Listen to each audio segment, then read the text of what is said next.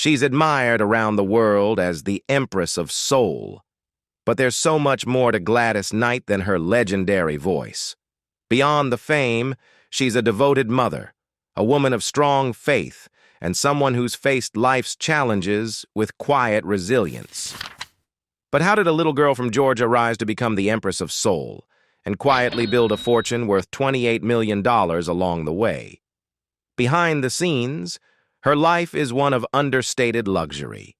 From a beautiful estate in Michigan to a Las Vegas property she recently sold for $720,000, her success extends well beyond the stage. And her personal journey? Full of twists, from painful breakups and high-profile divorces to finding lasting love later in life. So how does Gladys Knight live today? How does she spend her fortune? And who shares in her private world? This is a rare look into the life of a true icon, where music, family, and elegance continue to define her legacy. Gladys Knight net worth. Gladys Knight, widely known as the Empress of Soul, has built an extraordinary career as a singer, songwriter, actress, and author, amassing an estimated net worth of $28 million. Most of which stems from her decades of success in the music industry. Gladys began singing at an early age and launched a career that would span more than 6 remarkable decades. She rose to fame in the 1960s and 1970s as the powerhouse lead of Gladys Knight and the Pips, achieving both commercial and critical acclaim. Even in recent years, her artistry has remained relevant, collaborating with Lenny Kravitz in 2013 and continuing to perform on global stages. Throughout her illustrious career, Knight has won 7 Grammy Awards, 4 as a solo artist and 3 with the Pips. Her voice, known for its emotional depth and effortless strength, became a defining sound in American soul and R&B music. Beyond music, Gladys Knight's life has been equally dynamic. She has 3 children and has been married 4 times. Despite personal challenges and heartbreaks, she remains a symbol of resilience. In 2012, well into her late 60s, she proved her enduring spirit by competing on Dancing with the Stars, showing the world that her energy and passion were far from slowing down. Knight's talents extend far beyond the recording studio. She has authored books, appeared in films and television, and maintained various business ventures. Over the years, Gladys Knight's music not only touched hearts, but also generated substantial income through record sales. In 1972, the album Neither One of Us became a massive commercial success, selling over 2.5 million copies and bringing in an estimated $2.5 million. The momentum continued in 1973 with I Feel a Song, which earned gold and silver certifications and approximately $560,000. That same year, the Claudine soundtrack, recorded with the Pips, achieved gold status and added another $500,000 to her earnings. Her success carried on with Second Anniversary in 1974, also certified gold, bringing in around $500,000. In 1975, the best of Gladys Knight and the Pips found success in the UK and earned $100,000. A year later, 30 Greatest Hits achieved platinum status in Britain and generated roughly $300,000. By 1979, the compilation The Touch of Love earned silver certification in the UK, contributing another $60,000 to her catalog's value. The early 1980s brought further gains.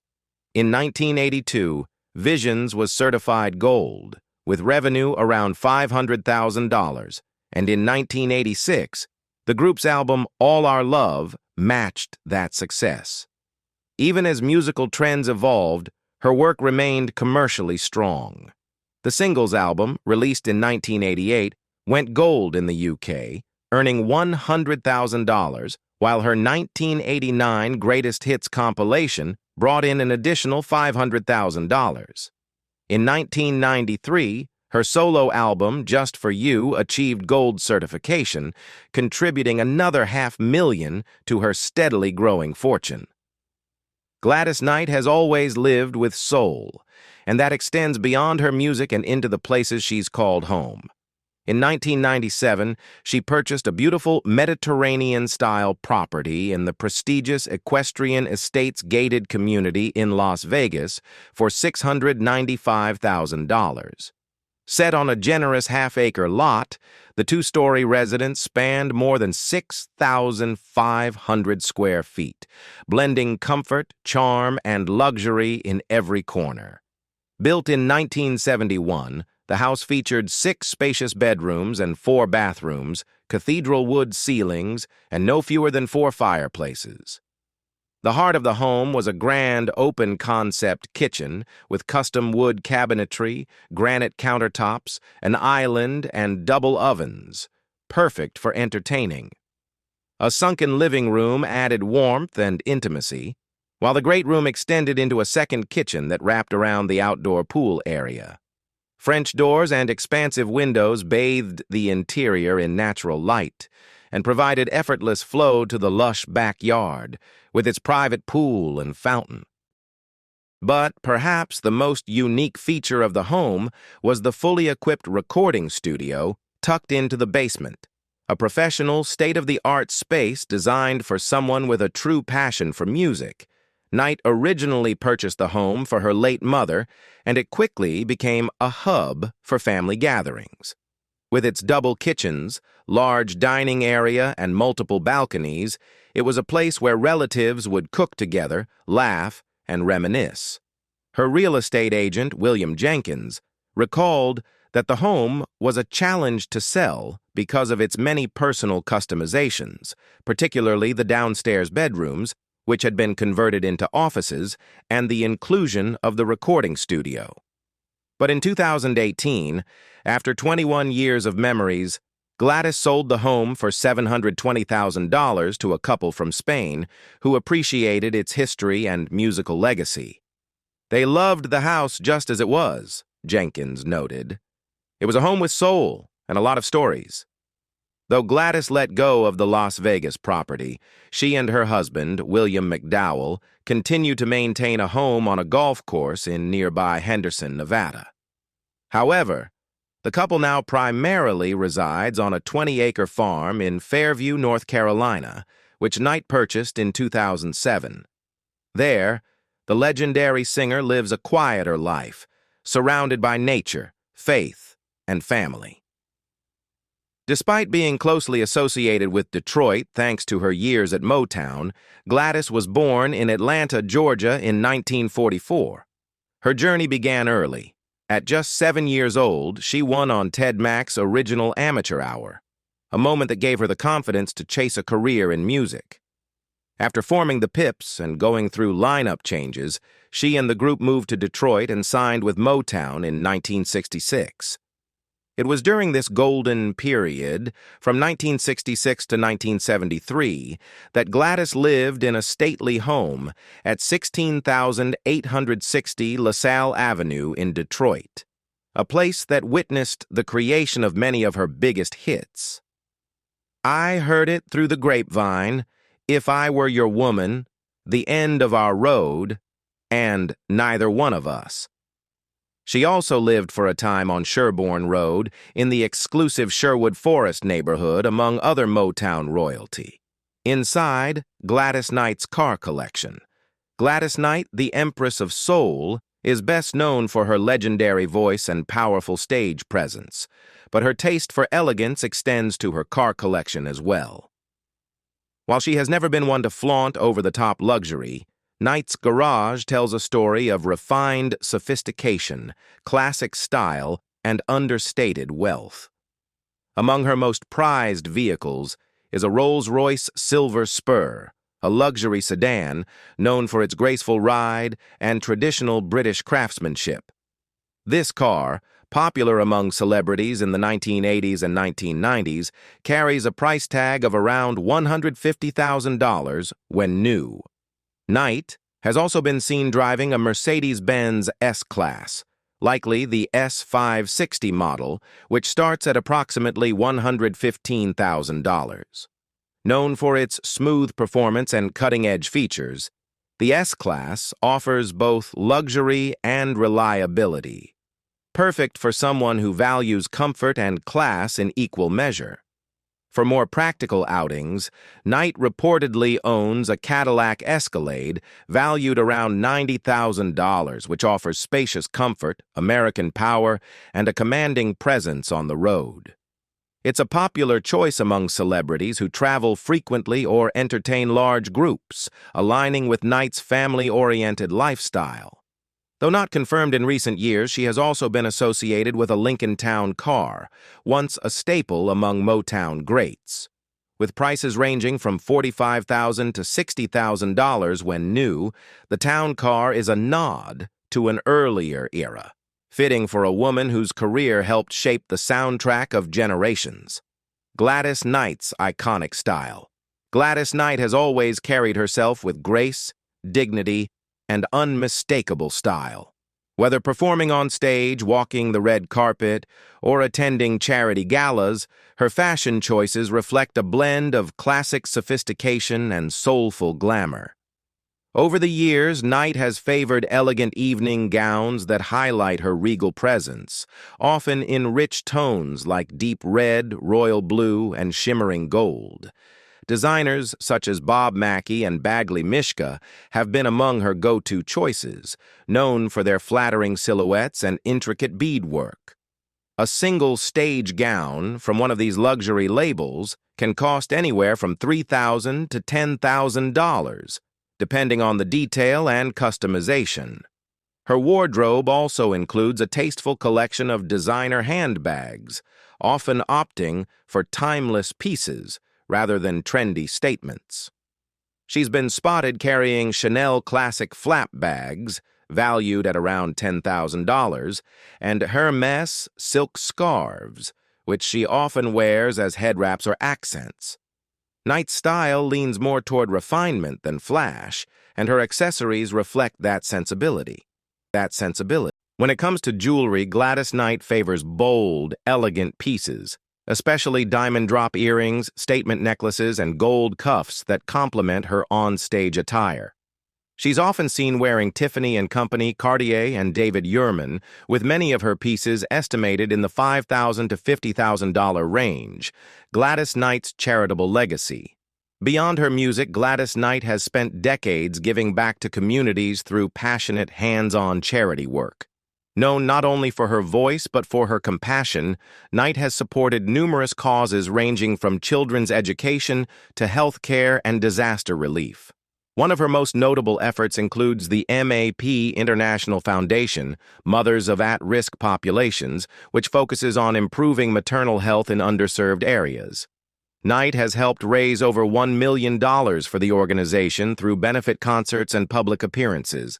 She's also an active supporter of the American Diabetes Association, inspired by family members affected by the disease. Her fundraising performances have generated more than $500,000 in support of diabetes research and awareness. In 2004, Knight co-headlined VH1's Divas Live to benefit the Save the Music Foundation, which supports music education in public schools. That year's event raised over $800,000, helping to restore music programs across the U.S. Her charity work extends to faith-based outreach as well. Through the Church of Jesus Christ of Latter-day Saints, Knight has participated in humanitarian missions and helped establish the Saints Unified Voices Choir, which donates proceeds to various global relief efforts. She has also donated to organizations such as UNCF, United Negro College Fund, and Feeding America, contributing both financially and through advocacy. Turbulent love life. Although Gladys Knight built an extraordinary career in music, her personal life was far from smooth. Love, in particular, brought its own set of challenges. She was married 4 times and became a mother of 3. but her path to family stability was anything but easy. At just 16, Gladys discovered she was pregnant and married her high school classmate, Atlanta musician James "Jimmy" Newman, in 1960. Tragically, her first pregnancy ended in miscarriage, but the couple later welcomed 2 children together. Their marriage, however, was marked by deep struggles. Jimmy battled drug addiction and eventually left the family when Gladys was only 20.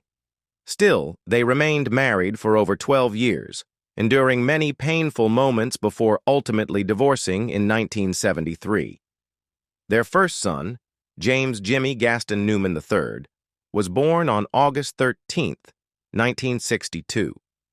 During those early years, Gladys made the difficult decision to step away from touring to raise her son, while the Pips continued to perform without her. In 1963, their daughter, Kenya Maria Newman, was born. And with the growing demands of motherhood, Gladys balanced family life with her calling as a performer. In the early 1960s, Gladys, James, and the Pips moved to Detroit, settling in the upscale Sherwood Forest neighborhood. They later lived on LaSalle Avenue, choosing to send their children to a local Catholic grade school to ensure a strong education. Despite her strength and success, Gladys Knight's personal life continued to be marked by heartache. After enduring years of separation, she ultimately made the painful decision to divorce James Newman in 1973, bringing an end to a long and troubled marriage. Just a few years later, James passed away, closing a difficult and emotionally charged chapter in her life. In 1974, still recovering from that loss, Gladys found love again with Barry Hankerson, a music executive and founder of Blackground Records, the same label that would later sign his niece, the late R&B star Aaliyah. Their relationship brought new hope and joy, especially with the birth of their son, Shanga Ali Hankerson, on August 1, 1976. But once again, love proved complicated. In 1977, the couple relocated to Atlanta while the Pips remained in Detroit. The distance and personal differences took a toll, and by 1979, their marriage had unraveled. What followed was a bitter and emotionally exhausting custody battle over their son, further straining Gladys during an already turbulent time. That same year, tragedy struck when young Shanga was kidnapped. Desperate to find him, Gladys poured her heart and over $1 million into the search. Her relentless determination eventually brought resolution, but the emotional scars remained. Years later, in 1995, she married motivational speaker Les Brown, hoping for lasting happiness. But like the relationships before, this marriage faced its own set of challenges. After just 2 years, the couple parted ways in 1997, bringing yet another chapter of Gladys's personal journey to a close. For more than a decade, Gladys Knight struggled privately with a gambling addiction. In the late 1980s, that battle came to a head when she lost a staggering $660,000 in a single night playing baccarat. The experience was a wake-up call. Faced with the reality of how deeply the addiction had taken hold, she made the courageous decision to seek help. She joined Gamblers Anonymous, a step that ultimately helped her regain control and free herself from the destructive cycle. During this difficult period, Gladys also experienced a profound spiritual transformation. Raised as a Baptist, she began re-examining her faith. In 1997, she converted to Catholicism, and not long after, she took another unexpected turn, choosing to be baptized into the Church of Jesus Christ of Latter-day Saints, LDS, a faith her children had already embraced. Her involvement with the LDS Church soon became a meaningful part of her life. In one memorable moment, she jokingly told then LDS President Gordon B. Hinckley that their music could use a little more energy. To her surprise, he agreed, and that lighthearted exchange inspired the creation of the Saints Unified Voices, a gospel choir that would go on to win a Grammy Award. Gladys's dedication extended beyond performance. She also led the B1 choir during the LDS Church's 40th anniversary celebration of the Revelation on the priesthood, highlighting her commitment not only to music, but to faith, leadership, and uplifting her community through every chapter of her life. At a pivotal point in her career, Gladys Knight leaned on the steady support of her son, Jimmy Newman, who played a vital role in managing her business affairs through his company, Newman Management, Inc. Jimmy was not just her manager, he was her anchor. But in 1999, tragedy struck. On July 10th, Jimmy passed away unexpectedly from heart failure at just 36 years old. His sudden death devastated the family. For Gladys, it was a profound and personal loss that left a deep and lasting wound. Jimmy left behind his wife, Micheline, and their children, daughters Anastasia and Gabriel, and sons Ron, Stefan, and Sterling. His legacy lived on through them, but the absence of his presence was felt in every corner of Gladys's life. Despite the heartbreak, life offered her another chapter of love. In 2001, she married William McDowell, a man who brought warmth, support, and family into her life. Their union blended two families and created a large, loving household that now includes 17 grandchildren and 10 great-grandchildren. Gladys and William settled in Fairview, North Carolina, where they purchased the former Reynolds High School in nearby Asheville. They transformed the space into a community center, reflecting their shared commitment to giving back. A devoted mother of three. Gladys Knight is not only a music legend, but also a proud mother of three children, each with a unique path shaped by talent, ambition, and resilience. Her firstborn, James Gaston Newman III, was born in 1962. A graduate of the University of San Diego, James followed in his mother's footsteps into the music industry, working as a record label executive and talent agent. He played a vital role in managing Gladys's career during a pivotal time. Tragically, James passed away in 1999 at just 36 years old, a heartbreaking loss for the family. He is survived by his wife, Micheline, and their 5 children. Gladys's daughter, Kenya Newman, was born in 1963 and has chosen to lead a more private life. Based in Las Vegas, Kenya channels her creativity into baking and is the proud owner of Kenya's Cakes, a local bakery that has earned a loyal following. Unlike her famous mother, Kenya has stayed out of the public spotlight, focusing instead on family and entrepreneurship. Her youngest child, Shanga Hankerson, is Gladys's second son, born during her marriage to music executive Barry Hankerson. Shanga once operated the now-closed Gladys Knight's Chicken and Waffles, a soul food restaurant in Atlanta that opened to much fanfare but shut its doors in 2016. Though the business faced challenges, it was a bold attempt to blend food, music, and family legacy. Through the highs and lows, Gladys Knight's love for her children remains a cornerstone of her life. Gladys Knight's incredible career. Gladys Knight's remarkable career took flight in the 1960s and soared through the 70s and 80s, leaving an unforgettable mark on soul and R&B music. With the Pips, her brother Bubba and cousins William Guest and Edward Patton, she delivered timeless hits powered by rich harmonies and her unmistakable voice.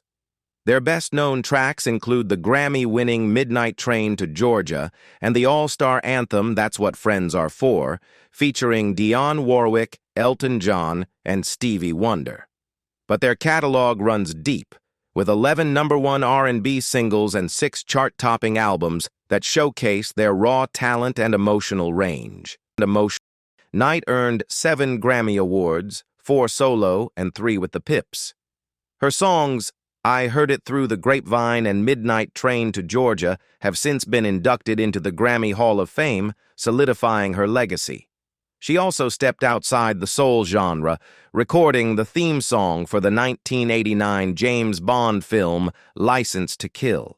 Her influence was recognized by Rolling Stone, which named her one of the 100 greatest singers of all time. Her contributions earned her the National Medal of Arts, Kennedy Center Honors, and induction into both the Rock and Roll Hall of Fame and Vocal Group Hall of Fame.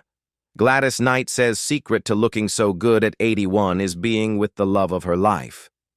Even through a faint phone line from her farm in the North Carolina mountains, Gladys Knight's voice still carries the warmth and charm that made her a legend. At 81, the Empress of Soul speaks with a soft Southern lilt, laughing often and talking endlessly about one thing: love, or as she affectionately puts it, lerve.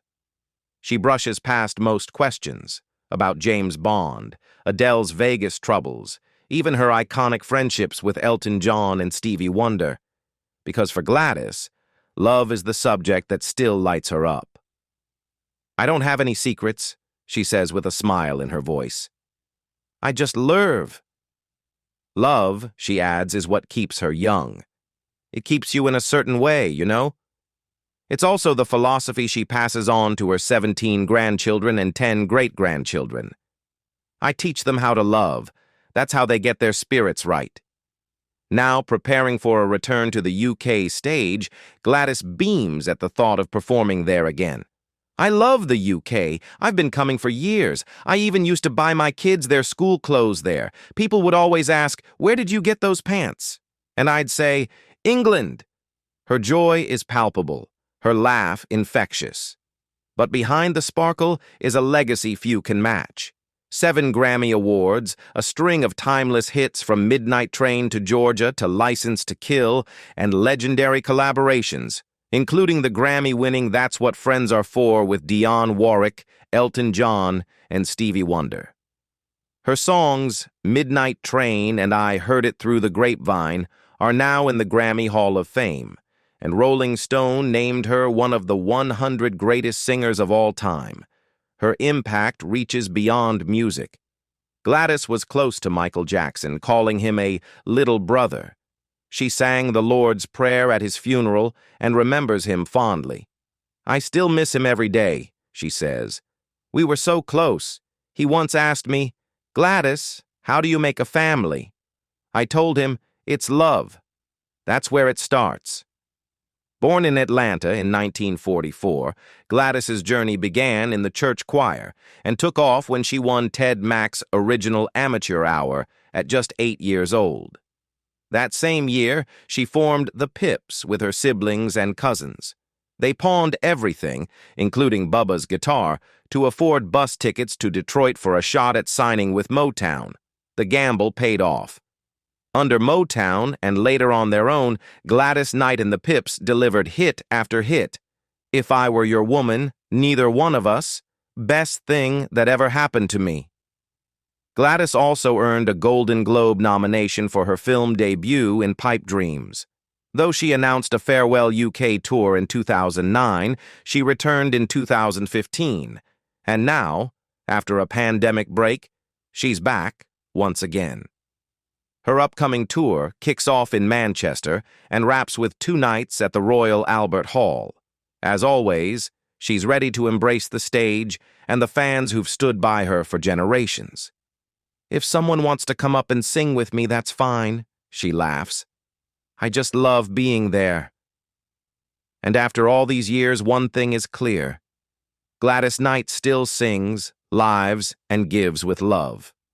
Gladys Knight's life is a powerful blend of talent, resilience, and grace, from her soulful beginnings in Georgia to her luxurious homes, loving family, and enduring legacy in music. With a career spanning over 6 decades, a $28 million net worth, and a heart full of love, she continues to inspire generations both on and off the stage. What part of Gladys Knight's incredible journey surprised or inspired you the most? Let us know in the comments below. We'd love to hear your thoughts. And if you enjoyed this inside look at the life of the Empress of Soul, don't forget to like, subscribe, and hit the bell icon for more stories about iconic stars, their homes, families, and the luxurious lives they lead. Thanks for watching. I'll see you in the next video. Until then, stay tuned.